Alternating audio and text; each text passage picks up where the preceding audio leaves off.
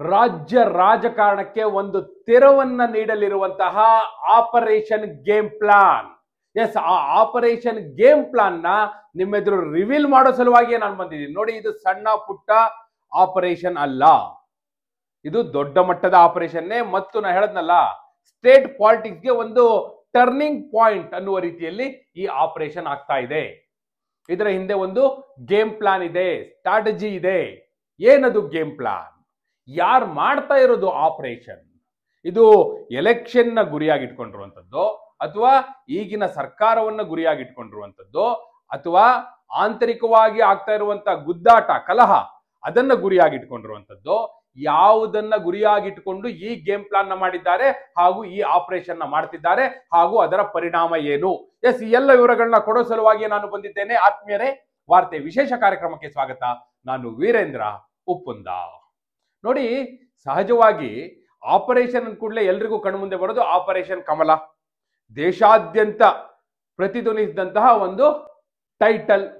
ಆ ಟೈಟಲ್ ಈಗ ಕಮಲಕ್ಕೆ ಆಪರೇಷನ್ ಅನ್ನೋ ರೀತಿಯಲ್ಲಿ ತಿರುವು ಮುರುವಾಗಿದೆ. ಆ ರೀತಿಯ ಒಂದು ಬದಲಾವಣೆಯನ್ನ ಕಾಣ್ತಾ ಇದೆ. ಎಸ್, ನಾ ಈಗ ಹೇಳಲಿಕ್ಕೆ ಹೊರಟಿರೋದು ಕಮಲಕ್ಕೆ ಆಪರೇಷನ್ ಯಾವ ರೀತಿ, ಕಮಲಕ್ಕೆ ಆಪರೇಷನ್ ಯಾವ ರೀತಿ, ಏನ್ ಮಾಡ್ಲಿಕ್ಕೆ ಹೊರಟಿದ್ದಾರೆ, ಯಾರು ಕಮಲಕ್ಕೆ ಆಪರೇಷನ್ ಮಾಡೋದು ಯಾರು? ಮತ್ ನಾ ಹೇಳಿದೆ, ಇದೊಂದು ಗೇಮ್ ಪ್ಲಾನ್ ಅಂತ ಹೇಳಿದೆ. ಸಣ್ಣ ಪುಟ್ಟ ಗೇಮ್ ಪ್ಲಾನ್ ಅಲ್ಲ, ಇದು ಎಲೆಕ್ಷನ್ ಗೇಮ್ ಪ್ಲಾನ್. ಅರೆ, ಎಲೆಕ್ಷನ್ ಇರೋದು 2028 ಅಲ್ವಾ ಅಂತ ನೀವು ಹೇಳ್ಬೋದು. ಹೌದು, ಎಲೆಕ್ಷನ್ ಇರೋದು 2028, ಆದ್ರೆ ಗೇಮ್ ಪ್ಲಾನ್ 2028 ಮಾಡಬೇಕು ಅಂತ ಏನಿಲ್ವಲ್ಲ. ಸೊ ಆ ದೃಷ್ಟಿಯಿಂದ ಇದು ಬಹಳ ಮುಖ್ಯ. ಅದೇ ಕಾರಣಕ್ಕಾಗಿ ಇದು ಟರ್ನಿಂಗ್ ಪಾಯಿಂಟ್. ಬಹುಶಃ ಕಳೆದ 6 ತಿಂಗಳಿಂದ ನೀವೇನ್ ನೋಡ್ತಾ ಇದ್ರಿ ಪಾಲಿಟಿಕ್ಸ್, ಅದಕ್ಕೆ ವಿಭಿನ್ನವಾಗಿ, ಅದಕ್ಕೆ ನಾ ಹೇಳಿದ್ದು ಇದೊಂದು ಟರ್ನಿಂಗ್ ಪಾಯಿಂಟ್ ಅಂದ್ರೆ ಸುಮ್ಮನೆ ಅಲ್ಲ, ಸಂಪೂರ್ಣ ವಿಭಿನ್ನ ದಿಕ್ಕಿನಲ್ಲಿ ಈ ರಾಜಕೀಯ ಬೆಳವಣಿಗೆ ಘಟಿಸ್ತಾ ಇದೆ. ಹಾಗಾದ್ರೆ ಏನಾಗ್ತಾ ಇದೆ, ಏನ್ ಮಾಡ್ಲಿಕ್ಕೆ ಹೊರಟಿದ್ದಾರೆ ನೋಡಿ. ಬಹಳ ಮುಖ್ಯವಾಗಿ ನೀವು ಬಿಜೆಪಿಯ ಬೆಳವಣಿಗೆಗಳನ್ನ ನೋಡ್ತಾ ಬನ್ನಿ. ಅದರಲ್ಲೂ ಇತ್ತೀಚೆಗೆ ಆದಂತ ಬೆಳವಣಿಗೆಗಳನ್ನೇ ನೋಡಿ. ವಿಜೇಂದ್ರ ಆ ಕಡೆ ಒಂದ್ ತಂಡ ಕಟ್ಕೊಂಡು ರೇಣುಕಾಚಾರ್ಯ ಟೀಮ್ ನ ಬಿಟ್ಟಿದ್ರೆ, ಈ ಕಡೆ ಯತ್ನಾಳ್ ಒಂದು ತಂಡ ಕಟ್ಕೊಂಡು ಹೊರಟಿದ್ರು. ಅವರಿಬ್ಬರ ನಡುವೆ ಯಾವುದೇ ತಾಳಮೇಳ ಇಲ್ಲ ಅನ್ನೋದು ಮೇಲ್ನೋಟಕ್ಕೆ ಕಾಣಿಸ್ತಾ ಇತ್ತು. ಸೊ ಅದಕ್ಕೂ ಈ ಗೇಮ್ ಪ್ಲಾನ್ಗೂ ಈ ಕಮಲಕ್ಕೆ ಆಪರೇಷನ್ಗೂ ಏನು ಸಂಬಂಧ ನೀವು ಕೇಳಬಹುದು. ನೇರವಾಗಿ ಸಂಬಂಧ ಇದೆ, ಡೈರೆಕ್ಟ್ ಕನೆಕ್ಷನ್ ಇದೆ. ನಾನು ನಿಮಗೆ ಉದಾಹರಣೆ ಸಹಿತ ಹೇಳ್ತೀನಿ, ಸಾಕ್ಷಿಯನ್ನ ಮುಂದಿಟ್ಟು ಹೇಳ್ತೀನಿ, ಮತ್ತೆ ವಿಡಿಯೋ ಸಾಕ್ಷಿ ಇದೆ, ಸುಮ್ಮನೆ ಹೇಳೋದಿಲ್ಲ, ವಿಡಿಯೋ ಸಾಕ್ಷಿ ಇದೆ, ಇದಕ್ಕೆ ಹೇಳಿಕೆ ಇದೆ, ಅಧಿಕೃತ ಹೇಳಿಕೆ ಇದೆ. ಯಾವುದು ಆ ವಿಡಿಯೋ ಸಾಕ್ಷಿ, ಏನು ಆ ಹೇಳಿಕೆ, ಅದನ್ನು ಹೇಳ್ತೀನಿ. ನಿಮಗೆ ನಿನ್ನೆ ಒಂದು ಉದಾಹರಣೆ ಕೊಡ್ತೀನಿ. ನಿನ್ನೆ ಏನಾಯ್ತು, ಈ ವಕ್ಫ್ ಹಗರಣದ ಬಗ್ಗೆ ವಿಜೇಂದ್ರ ವಿರುದ್ಧ ಒಂದು ಆಪಾದನೆ ಕೇಳಬಂತು. ಏನಂತ, ಅವ್ರು 150 ಕೋಟಿ ರೂಪಾಯಿ ಆಫರ್ ಕೊಡ್ಲಿಕ್ಕೆ ಹೋಗಿದ್ರು ಅನ್ವರ್ ಮಾನಪ್ಪಾಡಿ ಅವರಿಗೆ, ಅದನ್ನು ಮುಚ್ಚಾಕ್ಬೇಕು ಅಂತ ಹೇಳಿ. ಸಿಎಂ ಕೂಡ ಟ್ವೀಟ್ ಮಾಡಿದ್ರು, ಪ್ರಿಯಾಂಕ್ ಖರ್ಗೆ ವಿಧಾನಸಭೆಯಲ್ಲಿ ಹೇಳಿದ್ರು, ಅದಕ್ಕೆ ವಿಜೇಂದ್ರ ವಿಧಾನಸಭೆಯಲ್ಲೇ ಉತ್ತರ ಕೊಟ್ಟರು. ಆದ್ರೆ ಯತ್ನಾಳ್ ಏನ್ ಹೇಳ್ತಾರೆ ಇದಕ್ಕೆ ಎಲ್ರಿಗೂ ಕುತೂಹಲ ಇತ್ತು. ಆದ್ರೆ ಯತ್ನಾಳ್ ಏನ್ ಮಾಡಿದ್ರು, ಏಕಾಏಕಿ ವಿಜೇಂದ್ರ ಪರ ನಿಂತ್ಬಿಟ್ರು, ಸರ್ಕಾರದ ವಿರುದ್ಧ ವಾಗ್ದಾಳಿ ನಡೆಸಿದ್ರು. ಕಾಂಗ್ರೆಸ್ ಇದನ್ನ ಹುಟ್ಟು ಹಾಕ್ತಾ ಇದೆ, ಏನಿದೆ ಸಾಕ್ಷಿ, ದಾಖಲೆ ಏನಿದೆ ಅಂತ ಕೇಳಿದ್ರು ಯತ್ನಾಳ್ ಹೀಗೆ ವಿಜೇಂದ್ರ ಪರವಾಗಿ ಮಾತನಾಡಿದ ಕೂಡಲೇ ಎಲ್ರಿಗೂ ಆಶ್ಚರ್ಯ ಆಯ್ತು. ಆದ್ರೆ ಇದು ಮಾತಾಡಿದ್ದು ಯತ್ನಾಳ್ ಅಲ್ಲ. ಯತ್ನಾಳ್ ಸುಮ್ಮನೆ ಮಾತಾಡಿಲ್ಲ, ಅವರು ಒಂದು ಸ್ಟ್ರಾಟಜಿಯ ಭಾಗವಾಗಿ ಹಾಗೆ ಮಾತನಾಡಿದ್ದಾರೆ. ಹಾಗಾದ್ರೆ ಯತ್ನಾಳ್ ಮಾಡಿರುವಂತ ಸ್ಟ್ರಾಟಜಿ ಏನು ನೋಡಿ. ಇದರ ಹಿಂದೆ ಬಿಜೆಪಿ ಹೈಕಮಾಂಡ್ ಇದೆ. ನಿಮಗೆ ಗೊತ್ತು, ಇತ್ತೀಚೆಗೆ ರಾಜ್ಯ ಬಿಜೆಪಿಯ ಉಸ್ತುವಾರಿ ರಾಧಾ ಮೋಹನ್ ದಾಸ್ ಅಗರ್ವಾಲ್ ಕರ್ನಾಟಕಕ್ಕೆ ಬಂದು ಹೋಗಿದ್ರು. ಅದಾದ ನಂತರ ಅವರು ಅಮಿತ್ ಶಾ ಅವ್ರನ್ನ ಭೇಟಿಯಾದರು. ಅಮಿತ್ ಶಾ ಅವರಿಗೆ ರಿಪೋರ್ಟ್ ಕೊಟ್ಟರು. ನೋಡಿ, ಕರ್ನಾಟಕದಲ್ಲಿ ಈ ರೀತಿ ಬಹಳ ಸಮಸ್ಯೆ ಇದೆ, ಪಕ್ಷದಲ್ಲಿ ಆಂತರಿಕವಾದ ತಿಕ್ಕಾಟ ಬಹಳ ತೀವ್ರವಾಗಿ ನಡೀತಾ ಇದೆ. ಇದನ್ನ ನಾವು ಪರಿಹರಿಸಬೇಕು ಅಂದ್ರೆ ಮೊದಲಿಗೆ ರಾಜ್ಯ ಬಿಜೆಪಿಯ ಸಂಘಟನೆಯಲ್ಲಿ ಒಂದಷ್ಟು ಬದಲಾವಣೆಗಳಾಗಬೇಕು. ವಿಜೇಂದ್ರ ವಿರುದ್ಧ ಹಿರಿಯರೆಲ್ಲರೂ ಕೂಡ ಮುನಿಸ್ಕೊಂಡಿದ್ದಾರೆ, ಅವರೆಲ್ಲರಿಗೂ ಕೂಡ ಒಂದು ಸೂಕ್ತವಾದ ಸ್ಥಾನಮಾನವನ್ನು ಕಲ್ಪಿಸಬೇಕು. ಹಾಗೂ ಅಷ್ಟಾದ ಕೂಡಲೇ ಸರಿಯಾಗುತ್ತೆ ಅಂತಲ್ಲ, ಯಾಕಂದ್ರೆ ಈ ತಿಕ್ಕಾಟದ ಗುರಿ, ಈ ಸಂಘರ್ಷದ ಗುರಿ, ಈ ಘರ್ಷಣೆಯ ಗಮ್ಯ ಇರುವಂತದ್ದು ಭವಿಷ್ಯದ ನಾಯಕತ್ವವನ್ನ ಕುರಿತು, ಮುಂದೆ ಯಾರು ಮುಖ್ಯಮಂತ್ರಿ ಆಗ್ಬೇಕು ಅನ್ನೋದರ ಕುರಿತು. ವಿಜೇಂದ್ರ ಸಿಎಂ ಆಗೋದು ಬೇರೆ ಯಾರಿಗೂ ಬೇಕಾಗಿಲ್ಲ, ಅವ್ರನ್ನ ರಾಜ್ಯಾಧ್ಯಕ್ಷರಾಗಿಯೇ ಒಪ್ಕೊಳ್ಳಿಕ್ಕೆ ರೆಡಿ ಇಲ್ಲ. ಹೀಗಾಗಿ ಸೀನಿಯರ್ಸ್ ಎಲ್ಲ ಸಿಡಿದು ನಿಂತಿದ್ದಾರೆ. ವಿಜೇಂದ್ರ ತಾನು ರಾಜ್ಯಾಧ್ಯಕ್ಷನಾಗಿ ಮುಂದಿನ ಚುನಾವಣೆಯವರೆಗೂ ಮುಂದುವರಿದು, ಅದಾದ ನಂತರ ತಾನು ಸಿಎಂ ಆಗ್ಬೇಕು ಅನ್ನೋ ಗುರಿಯನ್ನ ಅವ್ರು ಇಟ್ಕೊಂಡಿದ್ದಾರೆ. ಹೀಗಾಗಿ ಇದು ಸುಲಭ ಸಾಧ್ಯಕ್ಕೆ ಮುಗಿಯೋದಲ್ಲ ಅನ್ನೋ ರಿಪೋರ್ಟ್ನ ರಾಧಾ ಮೋಹನ್ ದಾಸ್ ಅವರು ಅಮಿತ್ ಶಾ ಅವರಿಗೆ ಕೊಟ್ಟರು. ಸರಿ, ಏನ್ ಮಾಡ್ಬೇಕು ಈಗ? ನೋಡಿ, ತಕ್ಷಣಕ್ಕೆ ರಾಜ್ಯ ಬಿಜೆಪಿಯ ಸಂಘಟನೆಗೆ ಸರ್ಜರಿ ಆಗಬೇಕು ಅನ್ನೋ ಮಾತು ಹೇಳಿದ್ರು. ಸರಿ, ಸುಮಾರು 12 ಸೀನಿಯರ್ಗಳನ್ನ ನಾವು ರಾಜ್ಯ ಬಿಜೆಪಿಯ ಸಂಘಟನೆಗೆ ಸೇರಿಸಬೇಕು ಅನ್ನೋದನ್ನ ಅವ್ರು ಹೇಳಿದ್ರು. ಆಗ್ಲಿ, ಹಾಗೆ ಮಾಡಿ ಅನ್ನೋದನ್ನ ಅಮಿತ್ ಶಾ ಅವರು ಗ್ರೀನ್ ಸಿಗ್ನಲ್ ಕೊಟ್ಟರು. ಅದರ ಭಾಗವಾಗಿ ಈಗ ಕಮಲಕ್ಕೆ ಆಪರೇಷನ್, ರಾಜ್ಯ ಬಿಜೆಪಿಯ ಸಂಘಟನೆಗೆ ಸರ್ಜರಿ ಆಗ್ತಾ ಇದೆ, ಆಪರೇಷನ್ ಆಗ್ತಾ ಇದೆ. ಕೆಲವರನ್ನ ತೆಗಿತಾರೆ ಹಾಗೂ ಹಿರಿಯರನ್ನ ಸೇರಿಸ್ತಾರೆ. ಇದು ಮೊದಲನೇ ಹಂತ. ಇಷ್ಟಾಯ್ತು ಅಂದ್ರೆ ಅಲ್ಲಿಗೆ ಯತ್ನಾಳ್ ಅಂಡ್ ಟೀಮ್ನ ಒಂದು ಗುರಿ ರೀಚ್ ಆದಂಗಾಯ್ತು. ಸೀನಿಯರ್ಸ್ಗೆ ಎಲ್ರಿಗೂ ಕೂಡ ಸ್ಥಾನಮಾನ ಸಿಗಬೇಕು ಹಾಗೂ ರಾಜ್ಯ ಬಿಜೆಪಿಯ ಸಂಘಟನೆ ಅದು ಯಾರ್ದು ಒಬ್ಬರ ಹಿಡಿತಕ್ಕೆ ಸಿಗಬಾರ್ದು, ಸೀನಿಯರ್ಸ್ ಅದ್ರ ಹಿಡಿತ ಇಟ್ಕೋಬೇಕು ಅನ್ನೋದಿತ್ತಲ್ಲ, ಅದಕ್ಕೆ ಇದು ಮೊದಲನೇ ಹೆಜ್ಜೆ. ಅದರಲ್ಲಿ ಅವರು ಯಶಸ್ವಿ ಆಗಿದ್ದಾರೆ. ಅದೇ ಕಾರಣಕ್ಕಾಗಿ ವಿಜೇಂದ್ರ ವಿರುದ್ಧ ಮಾತಾಡಿಲ್ಲ 150 ಕೋಟಿ ಆಪಾದನೆ ಬಂದಾಗ. ಯಾಕಂದ್ರೆ ಒಂದು ವೇಳೆ ಯತ್ನಾಳ್ ಅವ್ರೇನಾದ್ರು ಕಾಂಗ್ರೆಸ್ ನಾಯಕರ ಜೊತೆ ನಿಂತು ವಿಜೇಂದ್ರ ವಿರುದ್ಧ ಮಾತನಾಡಿದ್ರೆ ಆಗ ಯತ್ನಾಳ್ ತನ್ನ ಕೈಯಲ್ಲಿರುವಂತಹ ಒಂದು ಬಿಗಿಯಾದ ಅಸ್ತ್ರವನ್ನ ಕಳ್ಕೊತಾ ಇದ್ರು. ವಕ್ಫ್ ಅಸ್ತ್ರ ಇದೆಲ್ಲ ವೀಕ್ ಆಗಿ ಹೋಗ್ತಾ ಇತ್ತು. ಬಿಜೆಪಿಯವರೇ ಮುಚ್ಚಾಕ್ಲಿಕ್ಕೆ ಹೊರಟಿದ್ರು ಅಂತ ಆಗ್ಬಿಟ್ರೆ ಅವಾಗ ಬಿಜೆಪಿಯವರಿಗೆ ಯಾವ ನೈತಿಕತೆ ಇರುತ್ತೆ ಹೋರಾಟ ಮಾಡ್ಲಿಕ್ಕೆ ಅನ್ನೋ ಪ್ರಶ್ನೆ ಬರುತ್ತೆ. ಆ ತಂತ್ರಗಾರಿಕೆಯ ಭಾಗವಾಗಿ ಯತ್ನಾಳ್ ಅಲ್ಲಿ ವಿಜೇಂದ್ರ ವಿರುದ್ಧ ಮಾತಾಡ್ಲಿಲ್ಲ, ಕಾಂಗ್ರೆಸ್ ನಾಯಕರ ವಿರುದ್ಧವೇ ಮಾತನಾಡಿದ್ರು.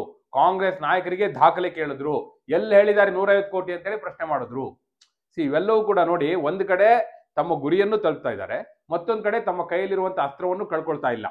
ಇದೇ ಎಲೆಕ್ಷನ್ ಗೇಮ್ ಪ್ಲಾನ್ 2028ರ ಚುನಾವಣೆಗೆ ಹೈಕಮಾಂಡ್ ಮಾಡಿರುವಂತ ಗೇಮ್ ಪ್ಲಾನ್. ವಿಜೇಂದ್ರ ಅವ್ರನ್ನ ಏಕಾಏಕಿ ಪದಚ್ಯುತಿ ಮಾಡೋದಲ್ಲ, ಹಂಗ್ ಮಾಡಿದ್ರೆ ಏನು ಆಗೋದಿಲ್ಲ, ಯಡಿಯೂರಪ್ಪನವ್ರನ್ನ ಬಿಡ್ಲಿಕ್ಕೂ ಆಗೋದಿಲ್ಲ. ಹೀಗಾಗಿ ವಿಜೇಂದ್ರ ಅವರನ್ನು ಯತ್ನಾಳ್ ಅಂಡ್ ಟೀಮ್ ಅನ್ನು ಒಟ್ಟಿಗೆ ತೆಗೆದುಕೊಂಡು ಹೋಗೋದು, ಎಲೆಕ್ಷನ್ ವರೆಗೂ ಒಟ್ಟಿಗೆ ತೆಗೆದುಕೊಂಡು ಹೋಗೋದು, ಅದೇ ಅವರ ಸ್ಟ್ರಾಟಜಿ. ಒಟ್ಟಿಗೆ ತೆಗೆದುಕೊಂಡು ಹೋದ್ರೆ ಆಗ ಶತಾಯಗತಾಯ ತಾವು ಅಧಿಕಾರಕ್ಕೆ ಬರ್ತೀವಿ ಅನ್ನುವಂಥ ಕಾನ್ಫಿಡೆನ್ಸ್ ಬಿಜೆಪಿ ಹೈಕಮಾಂಡ್ಗಿದೆ. ಹಾಗೆ ಅಧಿಕಾರಕ್ಕೆ ಬಂದ ನಂತರ ಹೈಕಮಾಂಡ್ ನಾಯಕರು ರಾಜ್ಯಕ್ಕೆ ಬಂದು ಶಾಸಕರ ಅಭಿಪ್ರಾಯವನ್ನು ಸಂಗ್ರಹಿಸಿ ಮುಂದೆ ಯಾರು ಮುಖ್ಯಮಂತ್ರಿ ಅಂತ ತೀರ್ಮಾನ ಮಾಡೋದು. ಕಾಂಗ್ರೆಸ್ ಅವರು ಏನ್ ಮಾಡಿದ್ರು, ಇದೇ ರೀತಿಯ ತಿಕ್ಕಾಟ Siddaramaiah team and DKShi team ನಡುವೆ ಇತ್ತು.